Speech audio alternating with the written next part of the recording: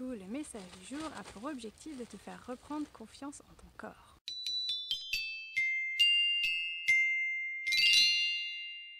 J'ai envie de te parler d'un truc sur lequel j'ai percuté hier, sur l'effet pervers justement de ce qui se passe en ce moment, sur toutes ces manipulations qu'il y a pu y avoir et les conséquences surtout que ça a sur nous. Je te plante le décor de comment j'ai percuté là-dessus et après je te donnerai un exercice. Si tu suis les vidéos dernièrement, tu es au courant que mon petit gars il s'est amoché là sur la pommette. Et du coup, pour l'aider à ce que ça cicatrise, on parle à sa cicatrice. Ouais, je fais plein de trucs bizarres. Pourquoi on parle à sa blessure? C'est parce que le corps a tout son potentiel de réparation. Donc, on a pris cette habitude avec mon petit gars, on se pose, on respire et on parle à la cicatrice justement pour que la blessure, pour que ça cicatrise bien et que la peau elle se refasse bien. Et en fait, hier soir, je me suis rendu compte de mon total manque de congruence entre ce que j'essaie de transmettre comme valeur à mon petit et ce qui se passe en ce moment au fond de moi. Et je suis d'un naturel très optimiste, confiant en la vie, en l'avenir, confiant en mon corps. Et là, j'ai senti quand même dernièrement, tu vois, j'en avais déjà conscience, mais j'ai vraiment percuté hier soir. Le simple fait, hier, tu vois, mon petit voisin m'a offert encore un bracelet. Et puis voilà, on arrive sur la fin du confinement. Et puis je me suis dit, merde, c'est un gamin. Et bien, je lui dis, tant pis, je te fais un petit bisou.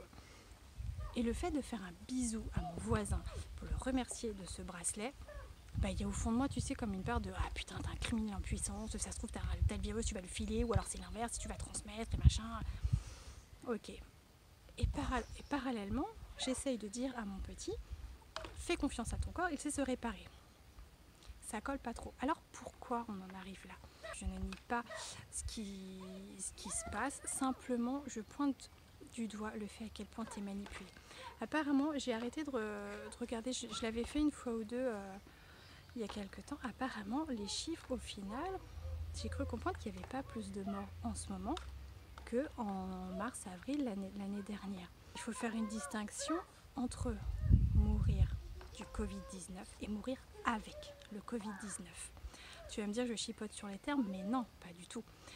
Il y a effectivement des gens qui ont attrapé ce virus et qui en sont morts, mais bien souvent, ils sont morts avec ce virus, c'est-à-dire qu'ils étaient déjà très faibles, très malades, très endommagés, et que quel que soit le grain de sable, de toute façon, ça aurait été fatal pour eux. Est-ce que tu vois déjà la nuance, là où elle est?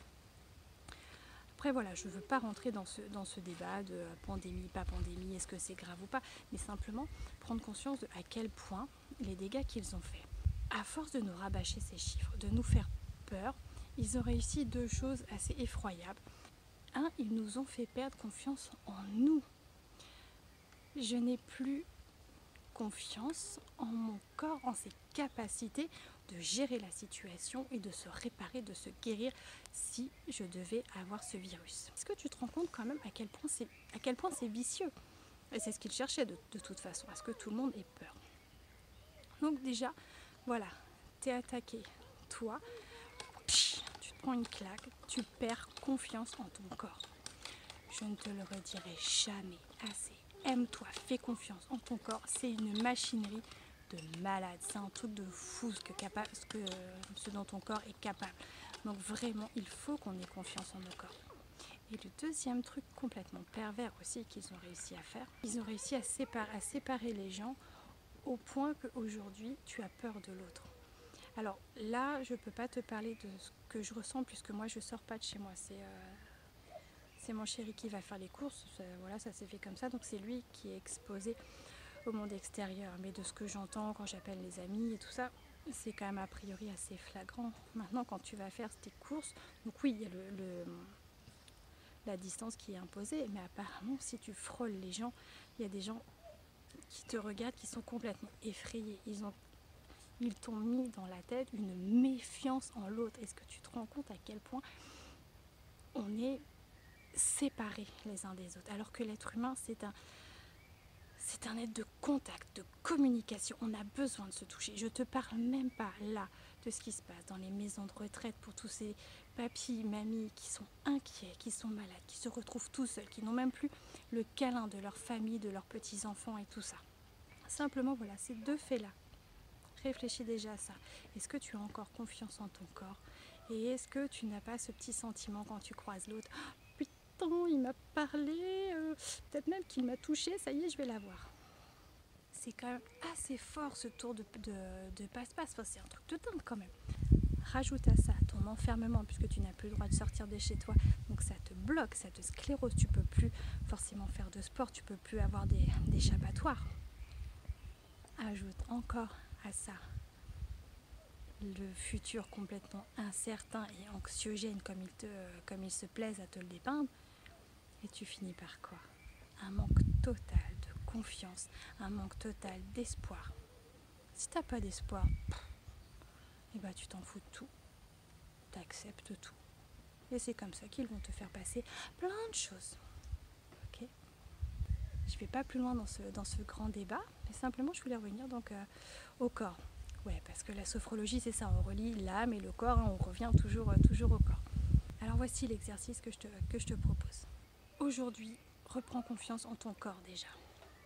C'est une machinerie de dingue. Alors pour ça, si jamais tu n'as pas confiance en ton corps, je te parle même pas de l'aimer ou de pas l'aimer, parce que tellement conditionné, encore une fois, avec les stéréotypes des canons de beauté.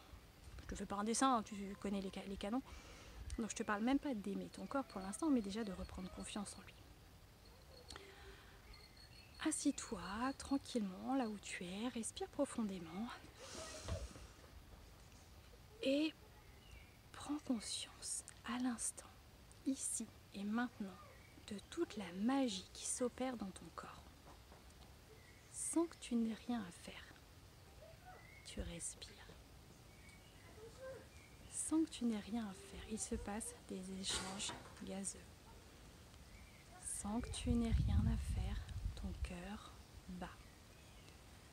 Sans que tu n'aies rien à faire, ton corps digère, ton corps se régénère, se reconstruit.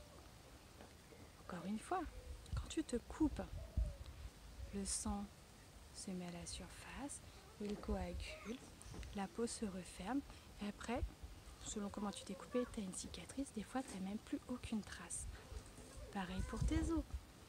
Pourquoi tu as de la fièvre? Parce que ton corps s'adapte, parce que ton corps se défend.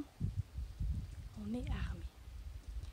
Prends vraiment ce temps pour toi. Essaie de réfléchir à ça et reprends confiance en ton corps. C'est une machinerie extraordinaire. Pense aussi à tout ce qui se passe aussi dans ton cerveau, dans le bon sens comme dans le mauvais. Comment il est capable de te jouer des tours aussi. Concentre-toi sur tes sens. Ta vue, ton goût, ton odorat, le toucher, enfin, perçois toute la magie qu'il y a dans ton corps. Je te ferai d'autres vidéos un petit peu sur ce genre de thème parce que, encore une fois, on en revient à cette notion de pouvoir. Tu as du pouvoir.